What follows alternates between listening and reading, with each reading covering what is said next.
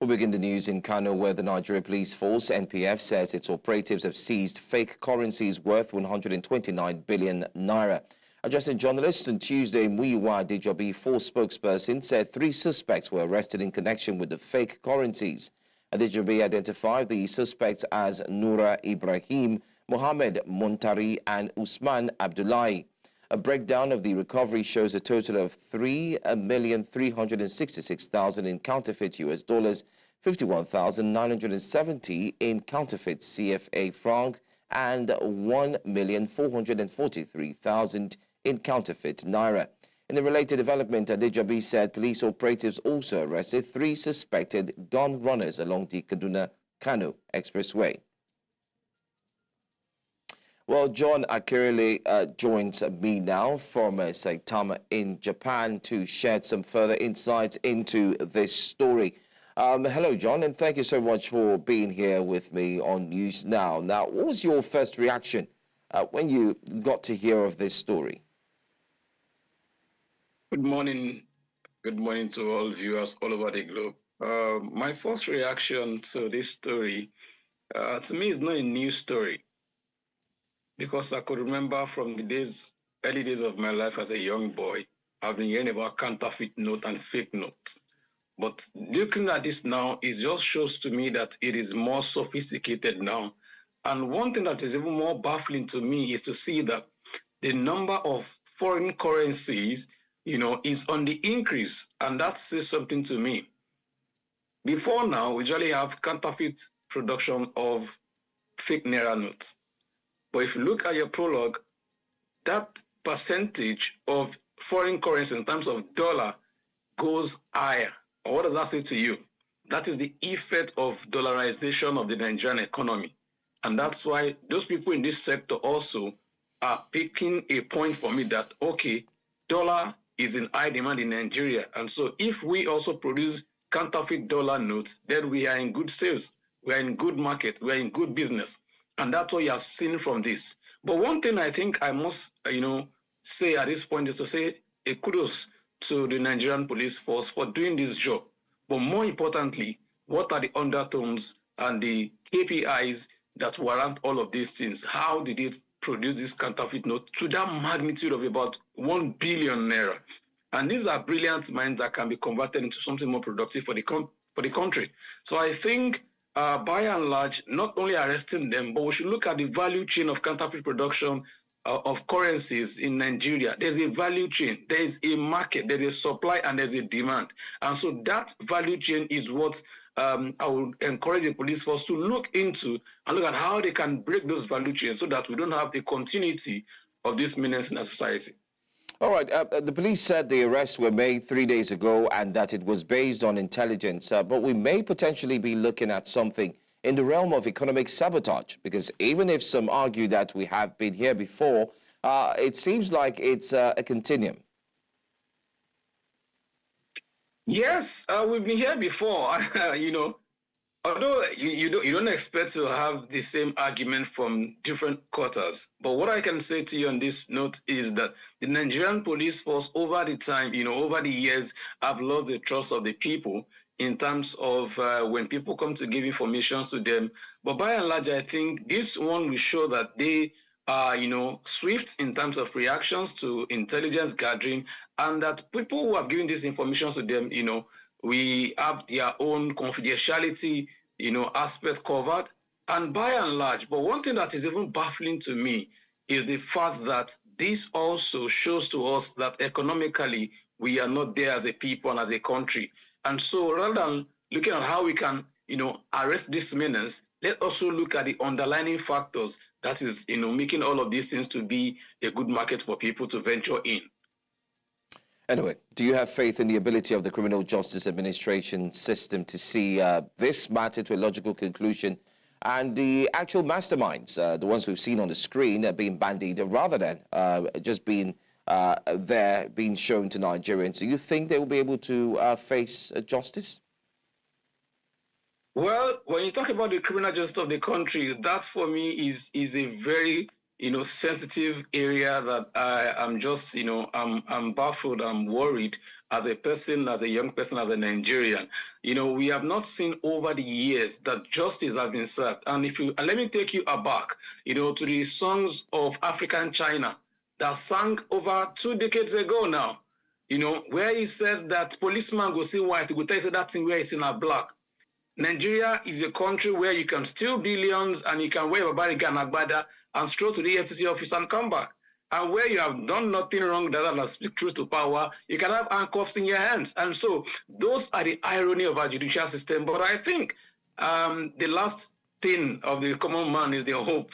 And so I think at this point, I still have my hope in the Nigerian judiciary for them to correct the wrongs. And let me say this on the final note, that even when people are looking for experiential knowledge of the state called Nigeria, Nigeria at this time should prove those people wrong. Let me take you to the case of Dele Farotimi, who, wrote a book and titled the book, The Criminal Justice System in Nigeria. And all that has been in the book is for all of us to see on the international scale. And we are looking at it, that is this truly justice served? And so that is also having a question mark on the judiciary. And I think the present, CJN and the whole cabinet of members of the benches have a lot of work to do on their sleeves. How do we go in the case of having cases that have been, counter, court verdicts? All of these things are things that we should know, that when people approach the court, they feel that that is where their hope, can be energized again, not that their hope should be dashed. And so the court should not be seen as a place where the highest bidder gets justice. Rather, let justice go all across board without, irrespective of your political class or your financial status. All right. Thank you so much for speaking with us. We truly appreciate your time. Thank you for having me. Let's move on down to our next story. Embattled human rights lawyer Dele Farotimi's request to enjoy early bail was dashed on Tuesday as Ekiti magistrate shifted hearing in the application until December 20. Farotimi is standing trial in an amended 14-count defamation suit brought before the court by a senior advocate of Nigeria, Afe Babalola. Meanwhile, Dele Farotimi pleaded not guilty to the charges. News Central's Igbalani Omoni tells us more in this report. Dele Farotimi was brought to the magistrate court on Tuesday morning by operatives of the Rapid Response Squad of the Nigerian Police and officials of the Nigerian Correctional Service. The human rights lawyer Dele Farotimi pleaded not guilty to the amended 14 charges leveled against him. The charges stem from a defamation suit filed by Afe Babalola SAN over allegations made in Farotimi's book, Nigeria and its Criminal Justice System. The court's proceedings were marked by a dramatic turn of events, including a legal showdown between counsel to Afe Babalola, Taiwo Adeniyi, and Farotimi's counsel Adeyinka Olumide Fusika, a senior advocate of Nigeria. Latter's appearance was initially objected to by the prosecuting team, citing rules that prohibit senior advocates of Nigeria from appearing in magistrate courts. Despite the objections, the court allowed the proceedings to continue. Farotimi's defense team submitted a preliminary objection, urging the court to dismiss the suit on grounds that a charge is legally invalid and non-existent. The court has reserved its ruling and adjourned the bail application to Friday, December 20, 2024. This means Farotimi will remain in custody for another 10 days, sparking widespread concern and call for his release. Has already made a pronouncement of bail. It is expected that that particular bail should have been granted to him at the magistrate court.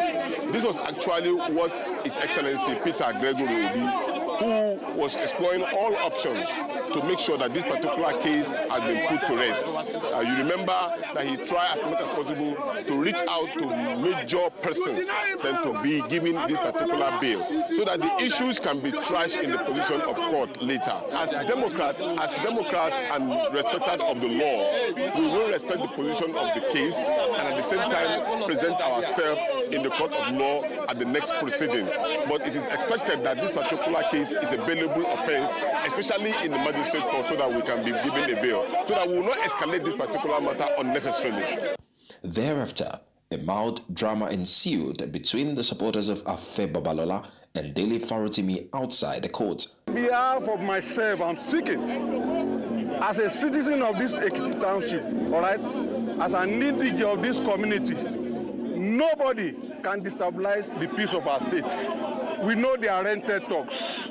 We know they are hired to do this. But no amount of street wailing, no amount of internet attack can make group of underdogs to subdue the right of our father. In a country where there is law and order, all the things that were written in the book by Mr. Ademola to me is that the things that played out in this course. I've been here personally. I was here when another charge was served, again in the prison, and again and again and again. Nobody is above the law.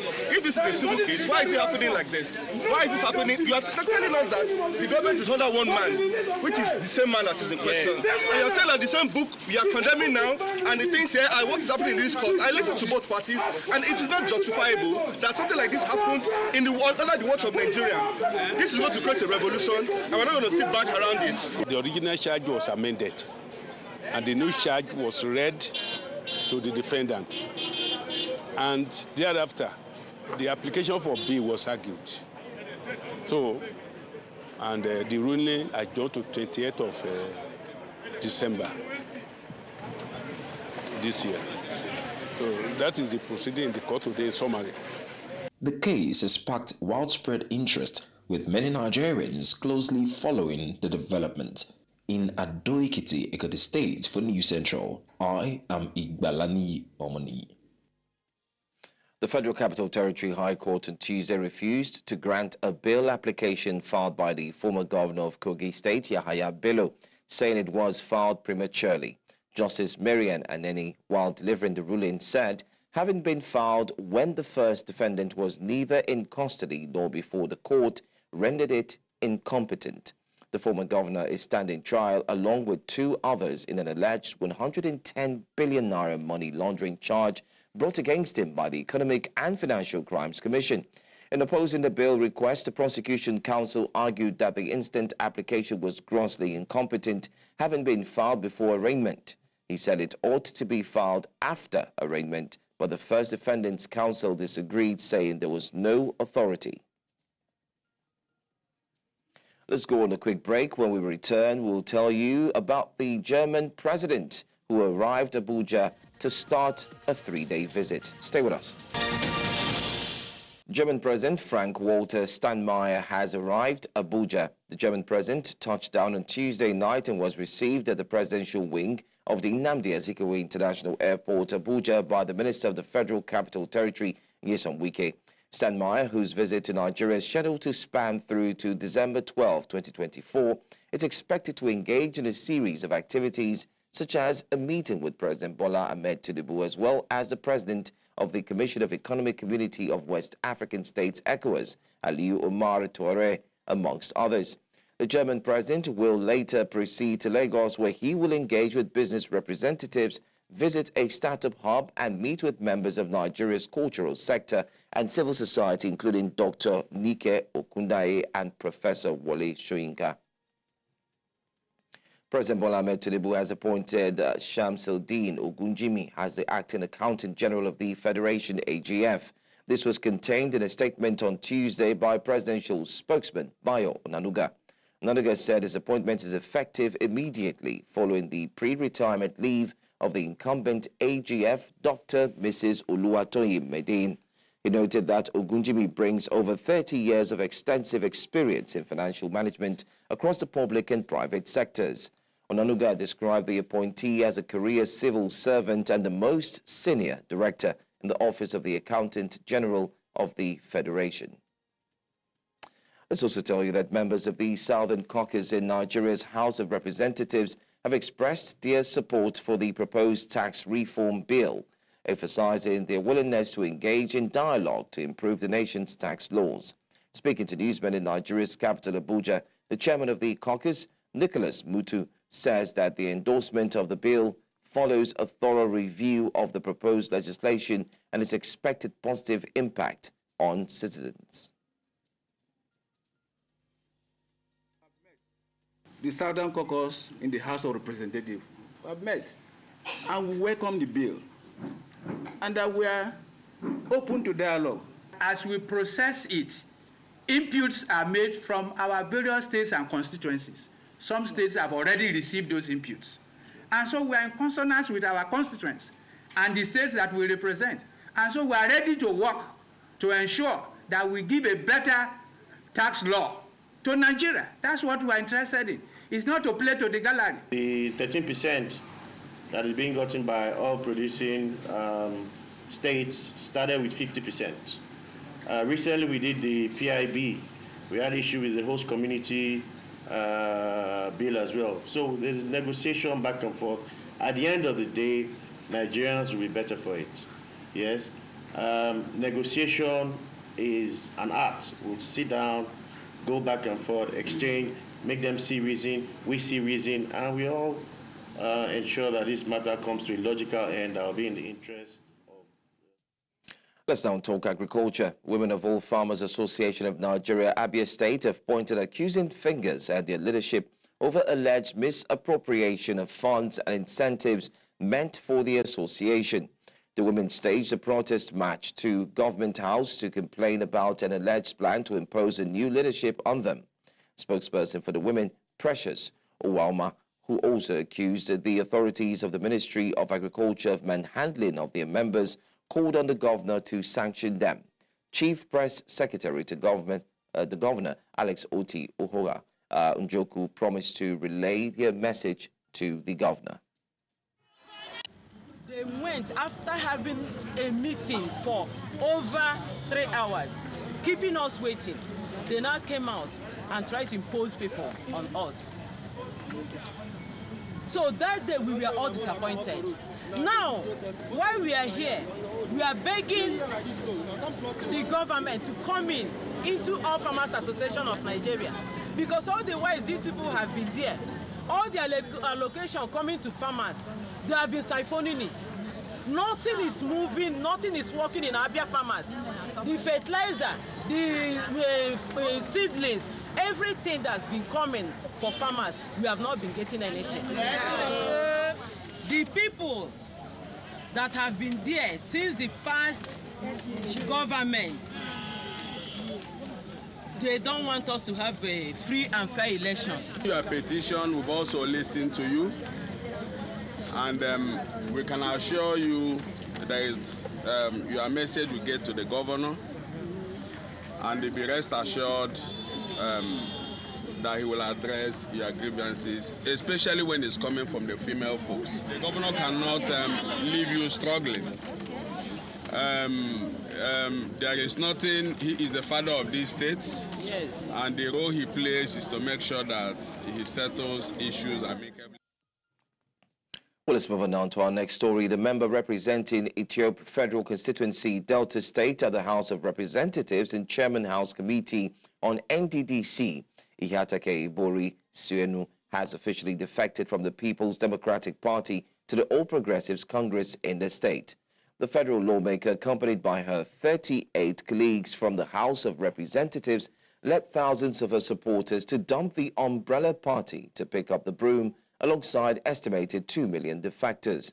The national chairman of the APC, represented by the immediate past deputy president of the Senate, Senator Ovie Omagege, who received the defected federal lawmaker and her supporters at the Ogara Township Stadium, as well as deputy chairman, described Ehatake's defection as a welcome development to the party, especially as the 2027 general elections draw closer.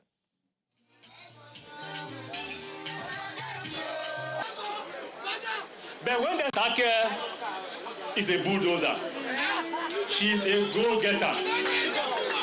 There's nothing Take sets her sights to that she does not achieve. She is a chip of the old block. So with Take now in the APC fold, we can now rest assured and focus on the other federal constituencies. Because Ethiopia federal constituency is gone. Not be so? Even the pastor, but they know say Ethiopia they don't go. They know. Not be so? As she don't enter the right place, you don't say she be Amazon. She don't date the right zone. Where they say na APC she did. So when I go to see better work we go dey support am more. Before, I just dey carry PDP for name, but my spirit was APC. But when they go dey do anyhow, they don't know say me, I be Omobudu. We no dey fear anybody, we dey respect. APC! We don't come. We don't come. And now we want to show them say APC is complete. APC is complete. I am home now. I am home now. They tried to dull my shine. They tried to oppress me. I'm the daughter of a lion. Nobody can oppress me. Nobody can push me down. Nobody can hold me. Nobody. They don't have done them. The whole of each of federal, my leader, I can tell you, is APC now. Some of them just don't know it yet, but I can guarantee you, by next year, you will see the wave. Meanwhile, in line with President Bola Ahmed Tinubu's renewed hope agenda and a strategic efforts to fortify the All Progressives Congress's presence in Ethiopia Federal Constituency, Delta State, South Nigeria, Mrs. Adeyemi-Bero Suenu, the member represented the constituency in the House of Representatives and Chairman House Committee on NDDC on Tuesday, empowered the constituents with various items including cars, tricycles, motorcycles, sewing machines and cash to alleviate the current economic challenges. The empowerment program held at the Ogara Township Stadium Administrative Headquarters of Ethiopia West Local Government Area of Delta State. And then we decided to bless it by empowering our people as well and giving back to our people, because during the election and the campaigns we made promises for our people, and by God we will keep to those promises. By God we keep to those promises. This is our second empowerment since I became a House of Rep member. And like I always say to my people, I will do all I can to make sure that I bring the dividend of democracy to them, that I bring any development, infrastructural development to them, and that no matter what, I will give everything humanly possible to move mountains for them. Riataka, may God bless her. God bless Riataka for this gift, sewing machine. Besides me, I'm a married man, and she's not having a job. With this, she has finally gotten a job. So up she go. In fact, I will use it. I know that my family will free from there. Now many balls they give me. This one I go use until shop. Go use to take care of my family. Eriatake is too much. What the governor they do now, Eriatake do, so I don't get much to say. God will bless Eriatake and his family, and God will see bless us all when they support Eriatake for. You're watching news now here on News Central Television. Election victory celebrations continue in Ghana after the landslide win of the National Democratic Congress NDC candidate John Mahama. In his acceptance speech, the president-elect emphasized the weight of the responsibilities ahead, stating that the work begins immediately. News Central's Bernard Akede, who has been following the developments in Accra, reports on the announcement of the results and what lies ahead for the new administration. In the light of the above, ladies and gentlemen, I have the singular honor as the returning officer of the 2024 presidential election to declare His Excellency John Dramani Mahama as the winner of the 2024 presidential election. And with this declaration, John Dramani Mahama officially reclaimed the presidency of Ghana. At his office in Accra, the atmosphere was electric. Jubilant supporters sang and danced as president-elect made his way to deliver his victory speech. Sisters, it is with tremendous humility that I accept this clear mandate that you, the good people of Ghana, have given me to lead this great nation as your next president. Also addressing the crowd was his running mate, Jane Nana Okpoku Agyemang. Widely celebrated as a symbol of hope for women across Ghana and Africa, She thanked voters and promised that the new administration would prioritize unity and development. The victory is for all of us, but especially for our daughters, for our youth, for our women. While celebrations erupted across the country, the weight of expectation remains high. Political analysts say Ghanaians will be closely watching the NDC's ability to deliver on its promises. If he is unable to deliver, two scenarios. One, the NDC political party would suffer greatly. That is, if the citizens don't even say we don't want democracy again, the NDC political party would suffer greatly. But if that does not happen, then only a few people would believe in democracy. As for the ruling party, silence has followed its defeat, but political strategists predict a rebuilding process is already underway. Now, being opposition, it's time for them to reorganize, time for them to reconnect, and time for them to prove to Ghanaians that, yes, they've regretted, and given the chance, they will be able to reclaim their position. But if they don't do that, if they don't criticize constructively, then I think their party might not survive in the next couple of years.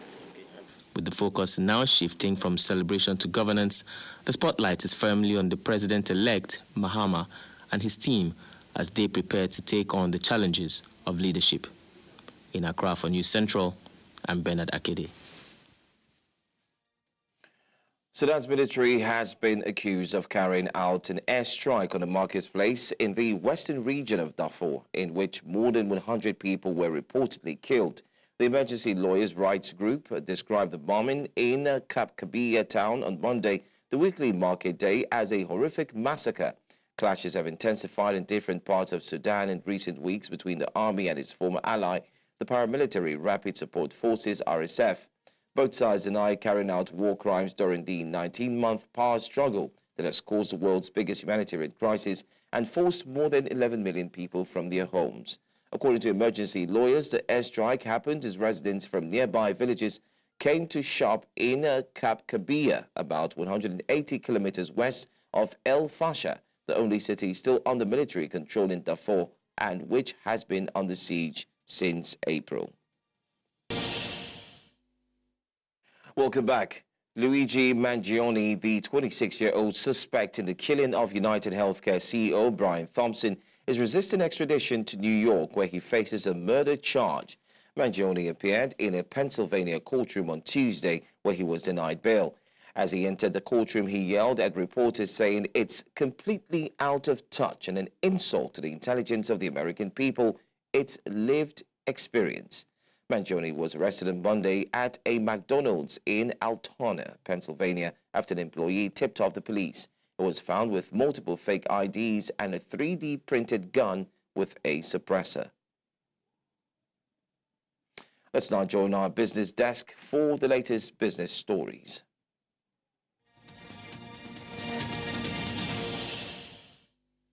In business, we begin by telling you that fiscal consolidation in sub-Saharan Africa, including Ghana, will take center stage in 2025. This is according to Fitch Solutions' latest report titled Sub-Saharan Africa Macro Key Themes for 2025. Stronger headline growth, but structural vulnerabilities exist. According to the report, key economies like South Africa, Nigeria, and Ghana experienced fiscal slippage due to election-related spending and public resistance to enhanced revenue collection in 2024. However, with elections concluded and cost of living pressures easing, it posits that governments are expected to take more decisive steps toward fiscal consolidation in 2025, while the overall sub-Saharan Africa budget deficit is expected to narrow from 4.3% of GDP in 2024 to 3.9% in 2025. It maintained that it will remain above the 2010 to 2019 average of 3.2%. In Southern Africa, South African business confidence recorded its most significant year-on-year improvement in nearly 2 years in November.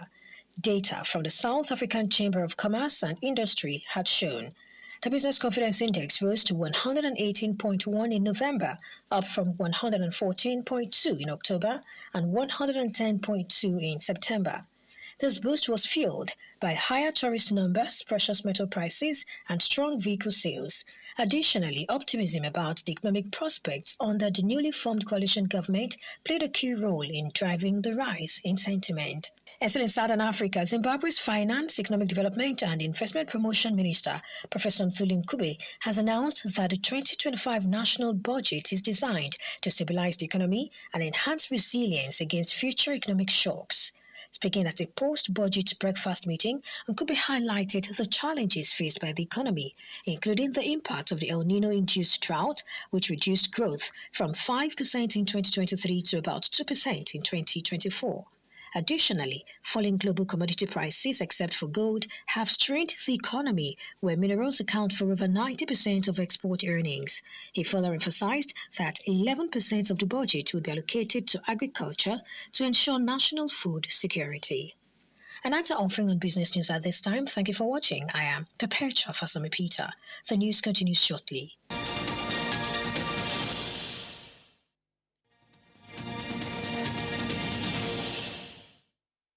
In sports, Nigeria's Flamingos have travelled to Ghana for the 2024 WAFL B Women's Under-17 Championship, which begins on Thursday, the 12th of December. The 20-player squad features 2024 FIFA Under-17 World Cup stars Shakirat Mushood and Amini Chidi, alongside other key players like goalkeeper Christiana Uzoma, defenders Taiwo Adegoke and Ayomide Ibrahim, midfielder Faridat Abdul Wahab, and forwards Peace Efyong and Mary Loki Mpa. The Bankole Olokere-led side are in Group B with Niger Republic and Cote d'Ivoire, while the hosts Ghana face Benin in Group A after Burkina Faso and Togo withdrew. Nigeria's under-15 boys, the future Eagles, will travel to Morocco for 2 international friendlies against Morocco's under-15 team.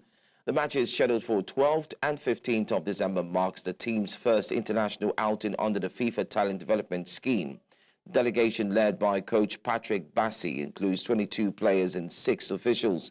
According to Nasiru Jibril, head of delegation, the games are designed to enhance the development of young talents identified through the Talent Development Scheme.